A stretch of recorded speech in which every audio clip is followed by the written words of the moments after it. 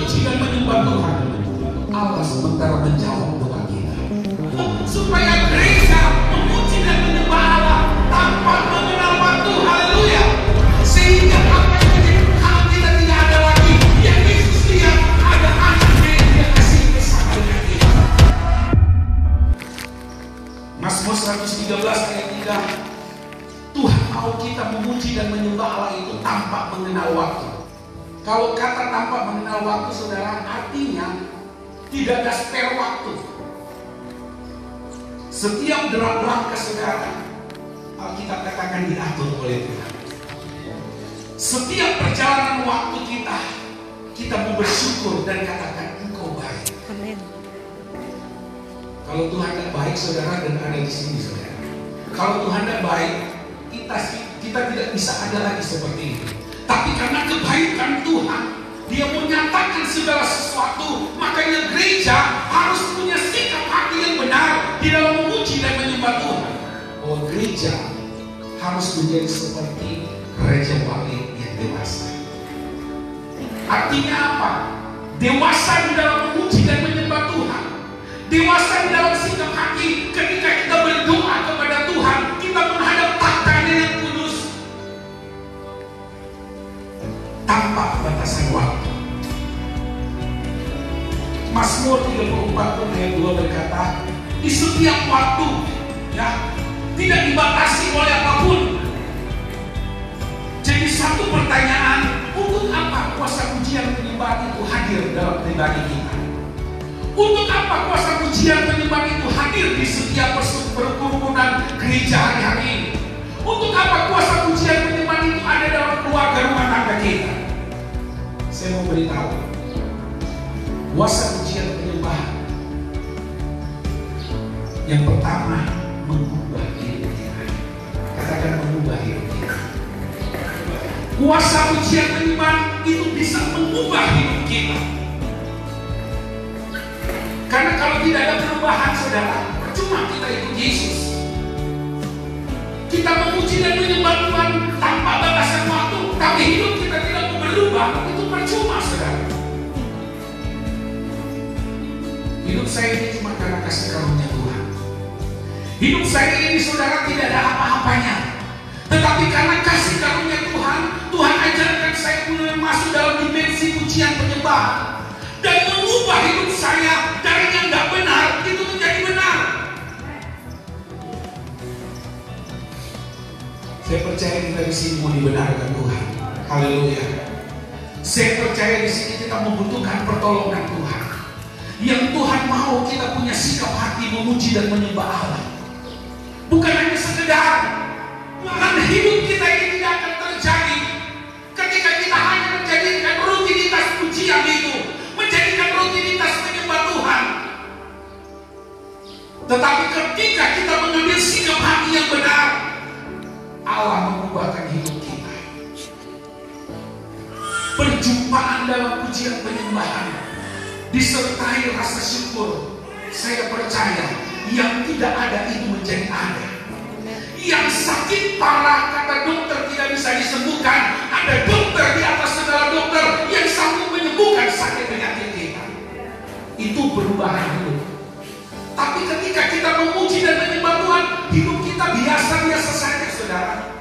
Ngapain saudara kita datang ke gereja kalau hanya sekedar rutinitas? Yohanes 4:23 dan 24. Alkitab berkata sudah saatnya, bahkan tiba saatnya, bahkan hari ini pun Bapa menghendaki penyembah-penyembah yang benar. Saya pernah mengalami pengalaman pribadi ketika saya hanya menyembah biasa-biasa, saudara. Kekeringan terjadi, tidak menghadapi, merasakan sesuatu, tidak merasakan bahwa Allah hadir. Tetapi ketika kita masuk dalam pujian penyembahan, Tuhan inginkan kita penyembah-penyembah yang benar melakukan ini. Kalau orang dunia di dalam memuji lagu-lagu di sana sampai histeris, kenapa kita nggak bisa lebih dari ini? Allah kita nggak bisa dibatasi oleh apapun. Haleluya. Allah kita nggak bisa dibatasi oleh apa saja, saudara. Ketika kita bebaskan roh kita memuji dan menyembah Tuhan,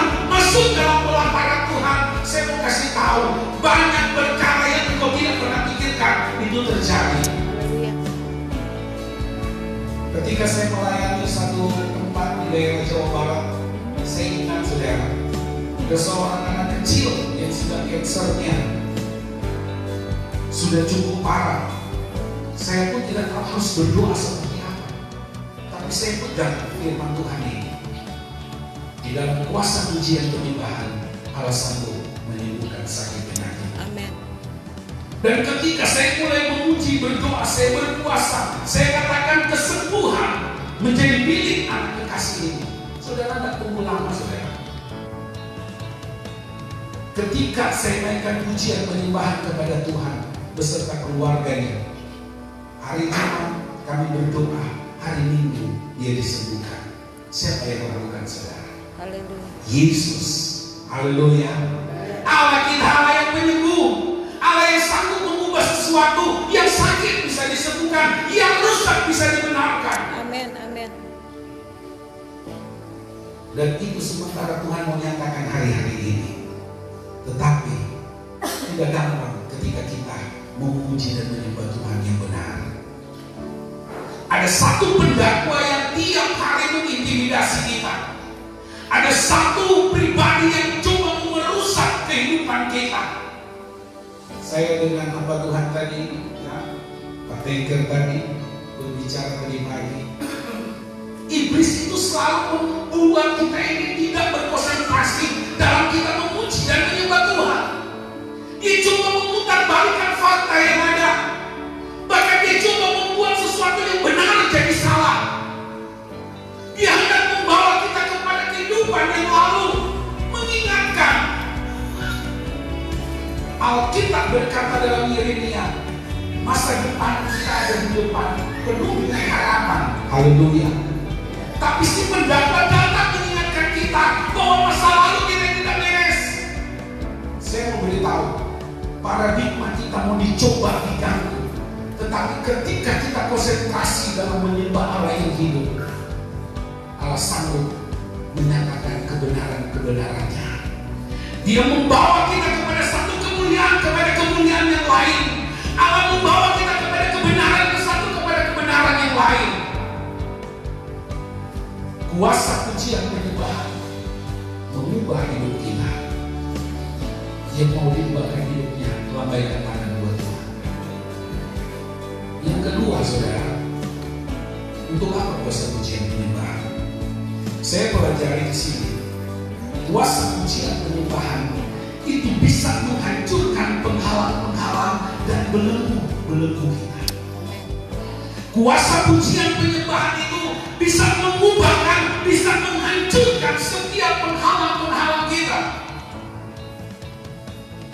Saudara, sekian lama saudara berdoa, sekian lama saudara bergumul, kenapa belum ada jawaban Tuhan? Saya mau beritahu, jawaban Tuhan itu bukan hak kita. Jawaban Tuhan itu haknya Tuhan. Tugas kita berdoa, tugas kita memuji dan menyembah Tuhan. Tetapi terlalu lama, Pak Pendeta. Terlalu lama saya bergumul. Saya tidak bicara tentang pribadi-pribadi saudara. Saya tidak bicara tentang apapun yang saudara alami. Tetapi dalam pergumulan ada penghalang-penghalang kita.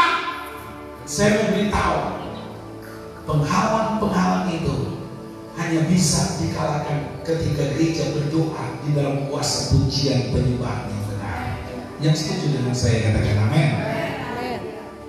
Mungkin kehidupan saudara natural, biasa, dilihat orang seperti tidak ada apa-apa. Tetapi dalam pribadi, dalam berumah tangga ada satu penghalang. Kenapa saya tidak bisa merasakan hadirat Tuhan?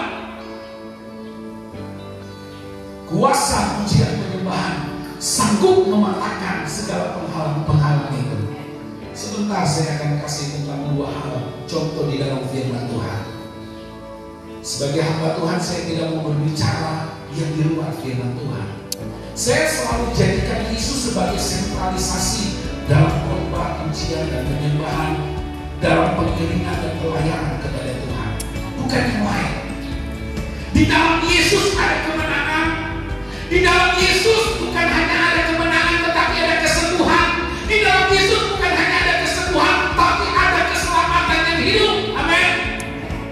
Kisah 6, kisah 4 berkata, di bawah kolong langit ini Tidak ada nama lain yang diberikan kepada dunia selain nama apa, saudara? Selain nama apa? Teriak nama Yesus. Haleluya. Tapi banyak orang ketika diperhadapkan dengan pergumulan, ada yang menghalangi, dia tidak bisa lihat Yesus lagi, saudara. Saya mau beritahu satu contoh. Ketika saudara percaya kepada Yesus, ada lagu juga berkata Yesus itu hanya sejauh apa? Sejauh doa. Artinya begitu dekat. Yesus seperti ketika pertama kali dia menghembuskan nafas kehidupan kepada Adam. Waktu dia menghembuskan nafas kehidupan kepada Adam, bukan di belakang, saudara, bukan di tangan, bukan di kaki, tapi di mana, saudara? Di wajah, di depan, di bagian hidung. Artinya Yesus itu begitu dekat dengan manusia. Tapi yang merupakan kita tidak bisa melihat Yesus lagi karena ada satu pelanggaran, penghalang itu, yaitu dosa, saudara. Tidak ada satupun yang benar memang di bawah golongan ini, kata Roma. Tidak ada satupun yang benar. Kita semua ini manusia penuh dengan dosa. Tetapi ketika kita kembali dalam panggilannya Tuhan, saudara, Allah mau hancurkan pertama itu penghalang kita, supaya kita bisa berhadapan lagi dengan Dia secara face to face, secara pribadi lepas pribadi. Saya lihat, saudara, ketika kita tidak bersemangat lagi dalam menyembah Tuhan, karena kita sendiri yang membangun penghalang-penghalang itu. Ya. Allah tidak pernah membangun satu penghalang, tapi kita pribadi yang sudah mulai membangun penghalang, pembatas, pemisah antara kita dengan Yesus.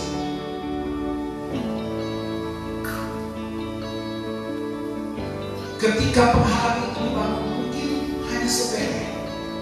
Ibaratnya batu bata, ya, batu bara, ya. Ini dibangun dengan batu bata di dalam. Tadinya kelihatan dari yang di luar sana, lihat tadi. Tapi ketika mulai dibangun satu bata, dua bata naik, tiga bata naik, seterusnya sampai seperti ini. Saudara bisa lihat lagi nggak? Nggak bisa, ya. Berarti nggak bisa lihat, ya. Saudara paham nggak cerita saya ini?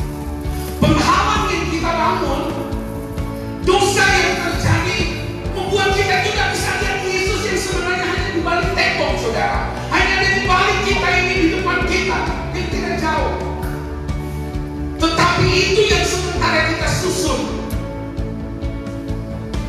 jadi satu tembok pemisah. Kita tidak bisa melihat lagi.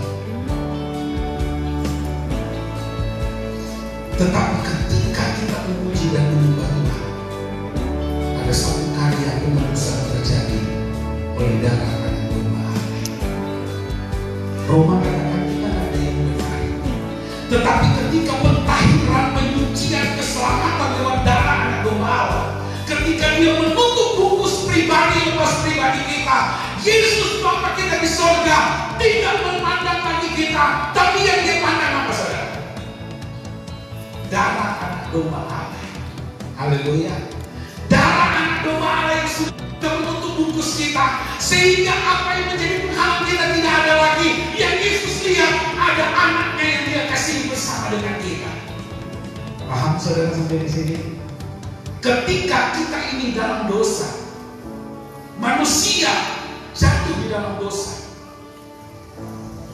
karya penebusan terjadi lewat darah anak domba Allah. Darahnya menutup bungkus segala tubuh kita ini, sehingga Bapa di sorga tidak memandang lagi manusia itu dengan dosa. Tapi yang Tuhan lihat ada darah penebusan yang sudah kita terima 2000 tahun yang lalu.